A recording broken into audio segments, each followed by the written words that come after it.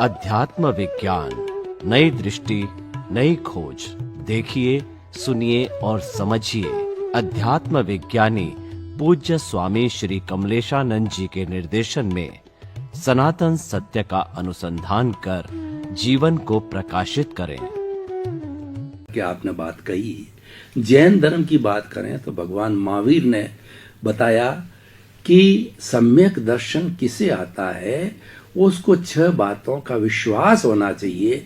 मैं आत्मा हूँ, आत्मा कर्मों की करता है, आत्मा कर्मों की भोगता है, कर्मों से छुटकारा हो सकता है और संपूर्ण कर्मों से छुटकारा होना मोक्ष है। ये उसको अनुभूति विश्वास होना चाहिए, वो आदमी सम्यक दर्शनी होता है। तो हम इसको अध्यात्म विज्ञान भी इसी को मानता है, लेकिन हमारा अध्यात्म विज्ञान हर अध्यात्म में कॉमन होना चाहिए। जैसा आप कुछ बता रहे हैं, तो इसको हम इससे जोड़ करके इसको पूरक बनावें तो कैसे हो सकता है? यह आपके प्रश्न बहुत अच्छा है। आपने कहा कि महावीर ने आत्मा के बारे में 6 पदों की बात कही है। वही बात श्रीमद् राजचंद्र जी ने भी कही है कि आत्मा छे ते नित्य छे कर्ता निज कर्म, छे भोक्ता बड़ी मोक्ष है और मोक्ष का उपाय भी है। ये 6 पद बताए, महावीर ने भी यही बताए, श्रीमद् राजचंद्र ने भी यही बताए। दोनों, एक तो तीर्थंकर थे और एक वर्तमान काल में बहुत बड़े हाई लेवल के आध्यात्मिक ज्ञानी थे। तो ऐसे महान पुरुषों ने अपने जीवन में जो कुछ साधना करके पाया है, वो लोगों के सामने बताने की उन्होंने कोशिश किया और उन्होंने कहा जिसको आध्यात्म के मार्ग में आगे बढ़ना है, इनको ये 6 तत्व, 6 बातें समझनी पड़ेगी, गौर से समझनी पड़ेगी। अगर ये नहीं समझेंगे तो आध्यात्म का मार्ग उसको समझ में नहीं आएगा। तो उन्होंने 6 बात बताई कि आत्मा 6, यानी आत्मा के बारे में आपको शंका नहीं होनी चाहिए कि है या नहीं है। कैसे शंका नहीं होगी? इसके पहले आपको समझ लेना चाहिए कि आत्मा में कैसे हूं, कि शरीर है, जड़ है, विनाशी है तो अविनाशी होना चाहिए, जड़ है तो चेतन होना चाहिए, टेम्पररी है तो परमानेंट होना चाहिए। तो ये जड़ और चेतन दोनों का मिश्रण है हमारा बॉडी। तो बॉडी के अंदर आत्मा और शरीर दोनों है। शरीर दिखता है और आत्मा इसके अंदर है, मगर दोनों सेपरेशन के फॉर्म में है, कंपाउंड फॉर्म में नहीं है, यानी दोनों मिक्स नहीं हो गए। दोनों का एग्जिस्टेंस अलग है और अलग ही रहेगा, मगर भ्रांति से एक हो गए। तो हमको सिर्फ भ्रांति मिटाना है। तो पहले आत्मा की बात करते हैं। आत्मा है तभी तो शरीर की कीमत है, आत्मा निकल गया तो शरीर की कीमत नहीं है। आत्मा है तभी संसार है, अगर आत्मा निकल गया तो संसार भी नहीं है।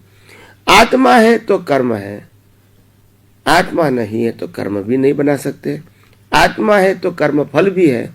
आत्मा निकल जाने के बाद मुर्दे को 6 महीना रखोगे, इसको कर्म फल कहते नहीं है। आत्मा है तभी तो पुनर्जन्म है, अगर आत्मा नहीं है तो पुनर्जन्म किसका होगा? शरीर को तो जला दिया जाता है, मगर नहीं जलता है वो आत्मा है और इसीलिए पुनर्जन्म है।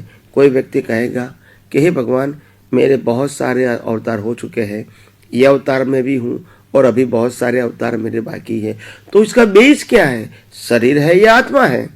तो कि आत्मा हर अवतार में कंटिन्यूस होता है और शरीर हर अवतार में परिवर्तन होता है, बदलता रहता है। तो इसीलिए आत्मा का तो बहुत प्रमाण है। आत्मा है तभी तो कर्म है, कर्म नहीं, कर्म और कर्म फल है, आत्मा नहीं होता है तो कर्म और कर्म फल कैसे होता है? तो इसीलिए आत्मा है तो पुनर्जन्म है, कर्म का सिद्धांत है। और आत्मा है तभी शरीर की कीमत है, संपत्तियों की, साधनों की कीमत भी कब तक है? आत्मा है तब तक। आत्मा है तभी कर्म और कर्म फल भी है। तो ये सब के लिए आत्मा समझना आवश्यक है। तो सबसे पहले आत्मा तत्व को समझो कि आत्मा है ही, उसमें मेरे को शक नहीं है, अनुभव नहीं है, मगर शक भी नहीं होना चाहिए, तभी उसी मार्ग पे आप आगे बढ़ सकते हैं। तो पहले आत्मा है आत्मा है फिर नित्य है। नित्य का मतलब होता है इसका अंत होता नहीं है। नहीं, परमानेंट है। शरीर टेम्पररी है और आत्मा परमानेंट है। तो अगर मैं आत्मा हूं तो मैं भी परमानेंट हूं, और ये मेरा शरीर है तो वो क्या है, टेम्पररी है। तो ये दोनों के बीच लाइन ऑफ डिमार्केशन होनी चाहिए हमारी दृष्टि में। तो आत्मा है, नित्य है। छे कर्ता निज कर्म, अगर वो नहीं है तो कर्म चार्ज नहीं कर सकते हैं। जड़ कर्म चार्ज नहीं कर सकते और मुर्दा भी कर्म चार्ज नहीं कर सकता है। तो आत्मा को कर्म को चार्ज करने के लिए भी आत्मा की हाजिरी आवश्यक है। बिना आत्मा नए कर्म बनते नहीं है। और आत्मा कर्म का कर्ता भी है और भोगता भी है। अगर आत्मा नहीं है तो कर्मों की भुगतान कैसे करोगे? ये मुर्दा कर्मों की भुगतान नहीं कर सकता है। जीवित व्यक्ति को जहां तक इसके अंतिम श्वास चलते हैं वहां तक इसको पिन लगा दिया जाए तो भी पेन होगा और गुस्सा करेंगे, मगर जब आत्मा निकल जाने के बाद पूरे शरीर को जला देंगे तो भी पाप नहीं लगेगा। लगेगा? नहीं लगेगा, क्योंकि आत्मा है तभी आप कर्मों की भुगतान कर सकते हैं। आत्मा नहीं है तो वो कर्मों की भुगतान नहीं है। तो इसीलिए आत्मा है, आत्मा नित्य है, आत्मा कर्मों का करता है, आत्मा कर्मों का भोगता है। फिर आत्मा है तो मोक्ष है, क्योंकि आत्मा शाश्वत है और संसार की हर अवस्था टेम्पररी है। अगर मैं परमानेंट हूं तो मेरा खुद का अनुभव भी सुख का परमानेंट होना चाहिए, मगर ये असंभव नहीं है, क्योंकि ये संसार में हर अवस्था क्षणिक है।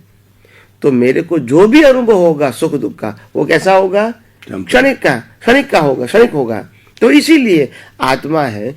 मगर मोक्ष क्यों है? क्योंकि मोक्ष में ये सांसारिक अवस्था, रिलेटिव अवस्था नहीं है, और इसीलिए आत्मा का मैं वहां शाश्वत अनुभव कर सकता हूं, जो मेरा खुद का स्वभाव है। और इसका उपाय है, यानी आत्मा की अनुभूति करने का उपाय भी है। कौन सा उपाय है? तो कि इस दुनिया के अंदर प्रकृति और परमात्मा को अलग समझो, अलग देखो और अलग अनुभव करो। ये उसका उपाय है।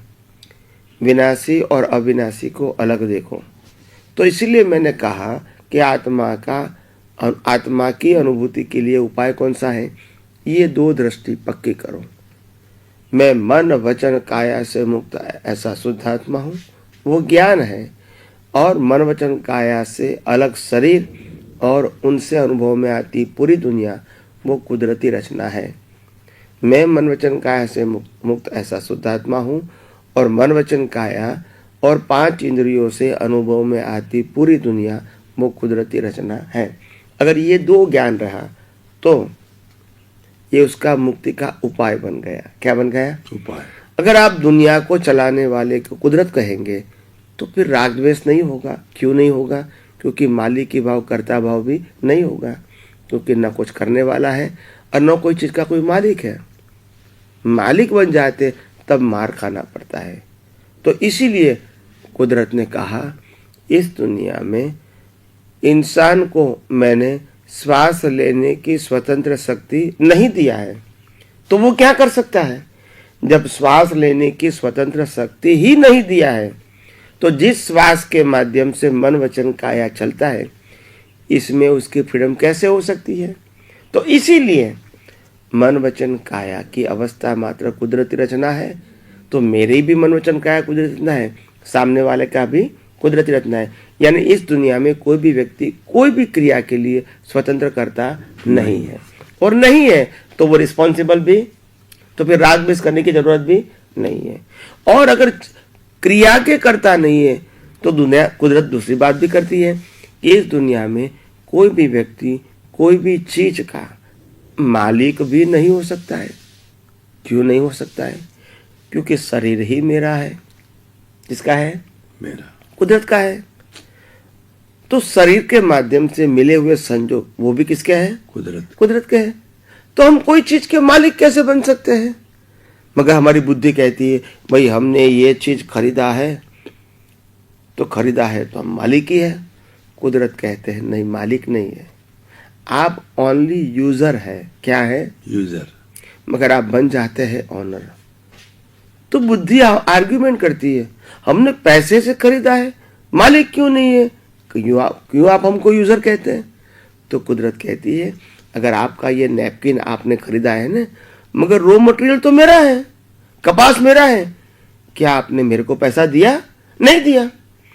खेडूत को पैसा दिया, कुदरत को पैसा दिया नहीं। कपास को उगाने वाली तो कुदरत है, और खेडूत वो कुदरत ने बनाई चीज को बेचता है, मगर वो उगाने वाला, बड़ा करने वाला नहीं है। ये कपास का मैन्युफैक्चरिंग नहीं होता है, वो कुदरत ही बना सकती है। तो कुदरत कहती है कि ये कपास तो मेरा है, और मेरा कपास जो है, जो अपने आप बना हुआ था, वो खेडूत ने बेच दिया। उसके बाद ये रुमाल बना, नैपकिन बना, और ये नैपकिन कई सालों के बाद टूटा फूटा होके किसके पास जाएगा? किसके पास जाएगा? लास्ट में कुदरत के पास। टूटी फूटी चीज कहाँ जाएगी? कुदरत के पास जाएगी। तो कुदरत कहता है पहले भी मेरे पास था और लास्ट में भी मेरे पास ही आएगा। तो मालिक तो मैं हूं, in between you are only user है। मगर यूजर होते हुए भी आप ओनर बन जाते हैं, बस राग द्वेष शुरू हो जाता है। तो आप यूजर होंगे तो राग द्वेष नहीं होगा। आपके पास है तो आप यूजर है, वही चीज दूसरे के पास है तो वो यूजर है, तीसरे के पास जाएगी तो वो यूजर है।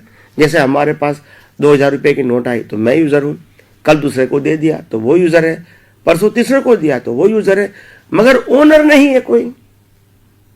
अगर ओनर हो गए तो फिर राग द्वेष होगा, ये मेरा है आपने क्यों ले लिया। आप समझे?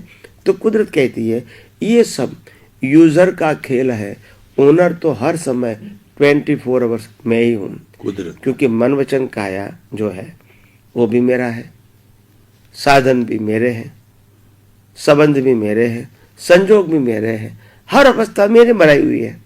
आप तो सिर्फ क्या करते हो इसका? यू आर ओनली सफरर,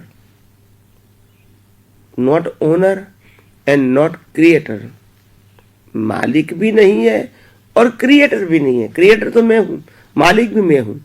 आप सिर्फ आपके पाप पुण्य के आधार से मेरी चीज का, यानी कुदरत की चीज का सिर्फ यूजर हो। क्या है? यूजर। मगर आप मालिक बन जाओगे तो फिर राग द्वेष होगा, और वही राग द्वेष का संसार चलता रहेगा। तो इसीलिए कुदरत कहती है कि ये 6 तत्व जो है जितना समझ में आएगा इतना आपको आत्मज्ञान पक्का होगा, सनातन सत्य का ज्ञान पक्का होगा, और अज्ञान धीरे धीरे धीरे नाश हो जाएगी, और धीरे धीरे अज्ञान नाश हो जाएगी। आपका दर्शन ब्रॉड होगा, और जितनी भी अज्ञानता है इसको आप डिसॉल्व कर सकोगे समय समय पे, और यही आध्यात्मिक विकास है। तो 6 पद जो बताए, आत्मा 6 ते नित्य है, 6 कर्ता वाली कर्म, 6 भोक्ता वाली मोक्ष है, और मोक्ष का उपाय भी है। ये 6 पद यहाँ सिद्ध होता है। स्वामी जी आपका बहुत बहुत धन्यवाद। अब समय की मर्यादा को देखते हुए श्रोतागण आपका बहुत बहुत धन्यवाद। आप हमारे साथ में एकदम जुड़े हुए हो, और स्वामी जी का और आपका तादात्म्य तारतम्य बना हुआ है, इसलिए स्वामी जी का जितना अनुभव है सीधा आपके पास में आ रहा, आपकी आत्मा में उतर रहा है। और ये पूरा जो आपसी संपर्क है आप बनाए रखिए, ताकि कि आपका जो स्वामी जी का सारा अनुभव, सारा ज्ञान आपके भीतर आ सके।